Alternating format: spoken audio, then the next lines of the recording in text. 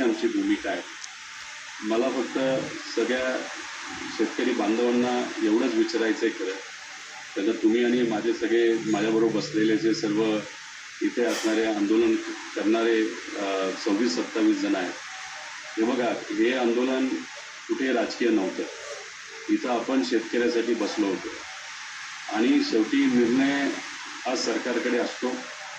मुख्यमंत्री साहेबांशी आत्ता पण बोलणं झालं, काल कृषी मंत्री साहेब दोनदा बोलले, महाजन साहेब सकाळी बोलले, आता आपल्यासमोर तुमच्या माझ्यासमोर मुख्यमंत्री साहेबांचं बोलणं झालं।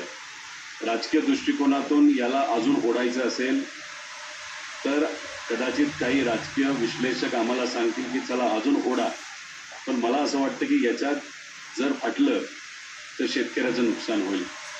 त्यामुळे आत्ता जर सरकारकडनं अशी भूमिका असेल म्हणजे अधिवेशनच्या आधी, तर तुम्हालाही माहिती आहे अधिवेशनमध्ये आम्ही काय गप्प बसत नसतो आणि अधिवेशन झालं तरी गप्प बसणार नाही।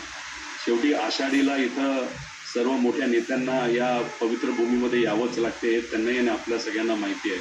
त्यामुळे शेतकऱ्यावर अन्याय करून तसं कुणीच सेफ राहू शकत नाही, सुखरूप राहू शकत नाही राजकीय दृष्टिकोनातून, हे सगळ्यांनाच माहिती आहे।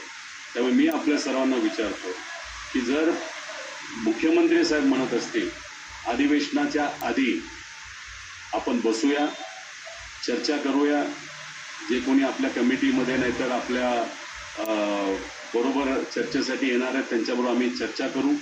परदेशी साहेब जे त्या कमिटीचे प्रमुख आहे, ज्यांनी हा निर्णय घेतला GRचा, ती तिथं असतील, सेक्रेटरी तिथं असतील आणि हे अधिवेशनच्या आधी होते।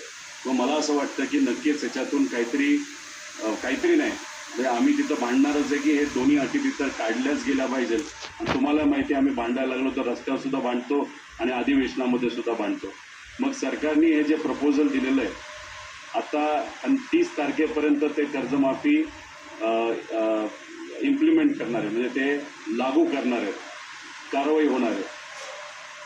त्यामुळे 30 जूनपर्यंत ते लागूच करणार असतील, त्याच्या आधी ही बैठक होईल। त्यामुळे हे जे काही बदल आहेत आपलं 30 जूनच्या आधी तिथं आपल्याला बदल करता येतील आणि 22च्या आधीच आपली बैठक होणार आहे। त्यामुळे सरकारला आग्रह करतो की काही झालं तरी तुम्ही आमच्या मागण्या मान्य करा, शेतकऱ्याच्या वतीने आम्ही विनंती करतोय। आणि मी इथं असणाऱ्या सर्व शेतकऱ्यांना आणि आंदोलनकर्त्यांना विनंती करतो, नाही तर मी त्यांना विचारतो की जर सरकार या बाबतीत मीटिंग घ्यायला तयार असेल आणि अजून थोडासा वेळ आपल्याकडे असेल तर मग आपण चर्चेला मुख्यमंत्री साहेबांकडे जायचं का? आणि जात असताना तुम्ही जर यादी बघितली असेल